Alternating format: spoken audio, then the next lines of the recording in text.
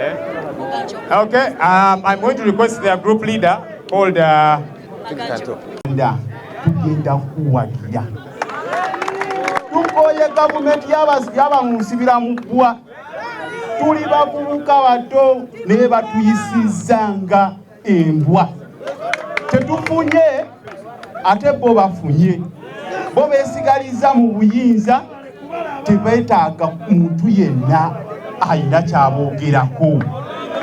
Bobi Wine tulina ennaku nnyingi etusanze mu kibiina kino emyaka 10 nga tukolera abasajja bano naye tusazeewo olwaleero tuyingire NUP ekiba kibe.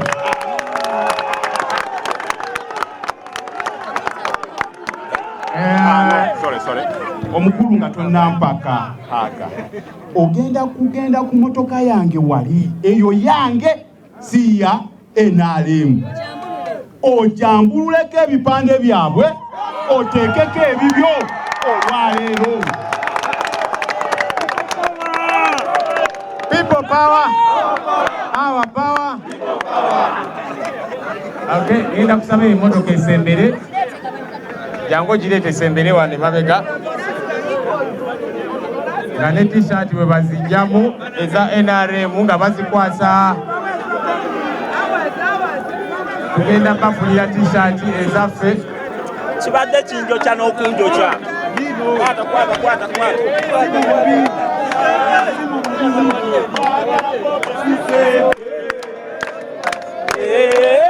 Mama. Wakala Bobi Sisente. Mama. Wakala Bobi Sisente. Mama. Wakala Bobi Sisente. Mama. Wakala Bobi Sisente. Mama. Bafunire t-shirt. Wakala Bobi Sisente. Pola bagenda funa. Pola. Here behind ya.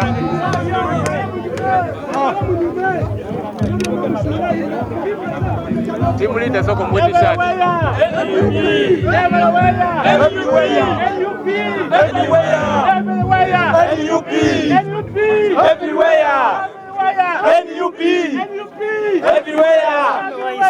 NUP.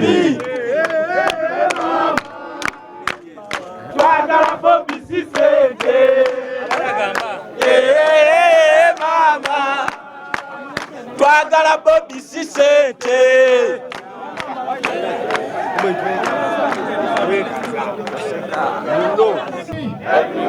Everywhere.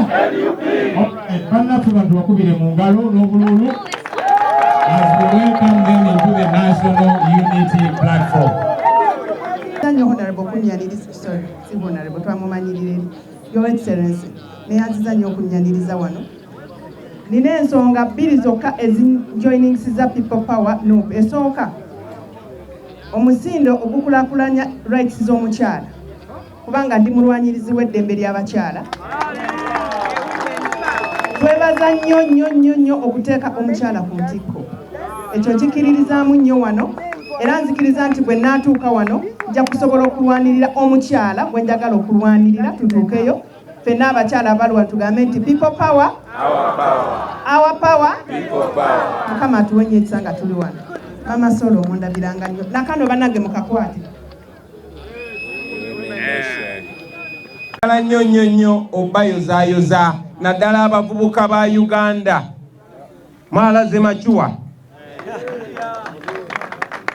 Nze sikirabangako emyaka gye mmaze nga ntegeera era n'abansingako bakkiriza nti tekibeerangawo bukyanga Museveni atuwamba n'atandika tufuga abavubuka okwenyigira mu kulonda kw'abavubuka nga bwe kyabadde olunaku lw'eggulu. Lwaki tekibadde bwe kityo? Lwaki abavubuka badde tebeenyigira nnyo mu byabukulembeze? Ekyo kinannyonnyola olunaku olulala. Naye at least twafunye lesson esooka twakirabye nti buli kifo we twateeka bakandidate lazima twawangudde. Bwe tutaawangudde we tutateeka bakandidate kituyigiriza tinaffe kenyini tetwabadde rede nga bwe tulina kubeera wakati mu kujaganya wakati mu kusanyuka nti twawangudde tetwakoze ekyo bannayuganda kye baagala tukole tetwamazeeyo tulina okumala bwe bayingini tulina okumalayo so wakati mu kubayozayoza bannange wakati mu kwebaza bavubuka mmwe olw'okumanya nti ensi yammwe ate ne mutakikomya mu bigambo wabula ne mukisa ne mu bikolwa ekyo nsaba kibeere ekyokuyiga eri ffenna nti bwe tuteekayo omwoyo ensi yabuuka dda abantu baabuuka dda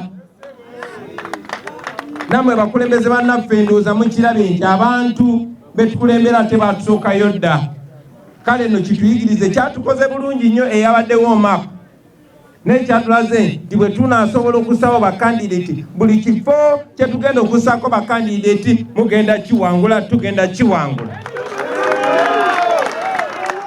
okusookera ddala muntu wa bulijjo bannabyamizannyo balina ebibaluma bingi nnyo okugeza sente tulina ekisaawe ekyenamboole wano naye mwena mumanyi nti FIFA ekisaawe yakigoba kuba tekituukiridde na bigwaniro na bisaanizo ekisaawe ky'eggwanga bakifuula nju y'amagye nga babondi abamu bwe boogera nti wano mu Uganda omuntu obuntu mulindwa alina ekisaawe ekituukaganye n'omutindo gwa FIFA gavumenti kyetasobola kukolera bannayuganda era covid eyayambye naye singa covid teyazze timu ya Uganda ebadde erina eira okugenda nepangisa ew'omuntu mulindwa oba negenda e Kenya oba negenda e Rwanda tutrainingire ekyennaku nti abantu nga muganda wa President Salimu Sale yasobola okukwata mu nsawo n'ajjayo biliyoni 6 n'aziwa abakristu kubanga bamenye chachi yaabwe ebyo njagala bitutunuulize amaaso gaffe tumanye kiki kye tulina okutunuulira abaganda bange tewali ali safe gwe munabyamizannyo oba obadde olowooza oli safe toli safe gwe teacher oba olowooza oli safe toli safe gwe businessman oba olowooza oli safe toli safe gwe makanika gwe munamawulire babakubye emiggo buli nnaku toli safe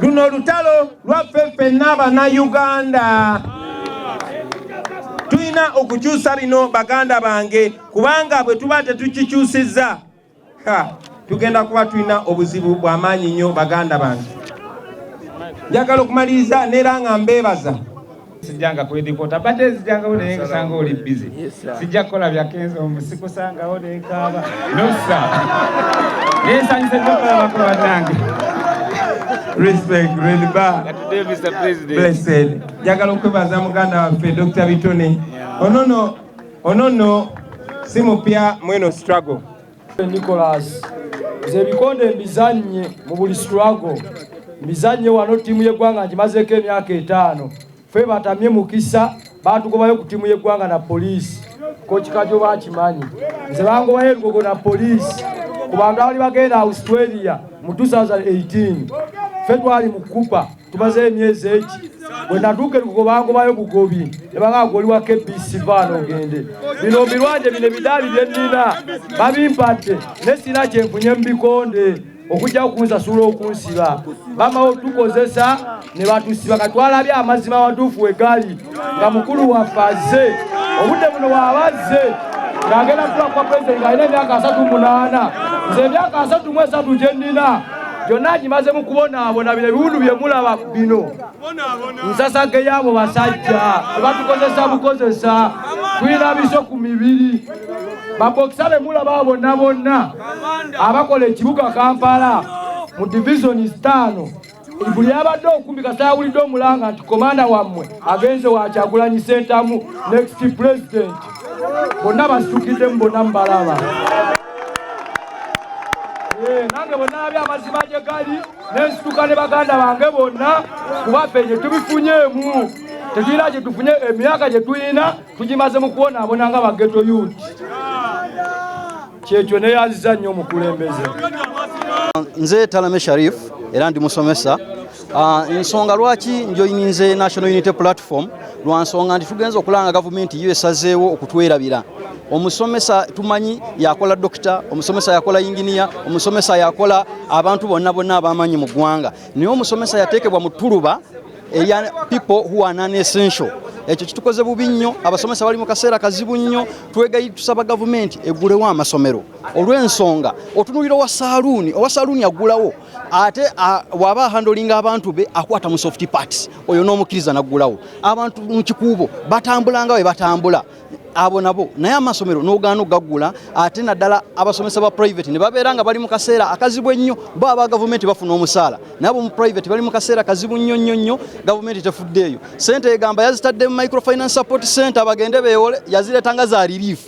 Naye ate bw'ogendayo bagamba sako yalina okuba nga yawandiisi yebadde operating emyaka 2 emabega, kati zoolesenga za relief ddala abo abasomesa obo bayambye mu kaseera kano. So kye twebuuza ekyo, bw'oba ogula abasaaluuni, bw'oba ogula ab'emmotoka, bw'oba ogula lwaki togula amasomero? Abaana betwata badde waka babeere safe, tubalaba batuyitako batunda nnyaanya, they have time to become vendors. So we are saying the government that children are more safe at school than at home. Everywhere, NUP. Kampala, NUP. Marara, NUP. Arua, NUP. Even teachers, NUP. Maponya, NUP. Even here, NUP. Thank you everybody. Have a good day. Teachers, we are meeting.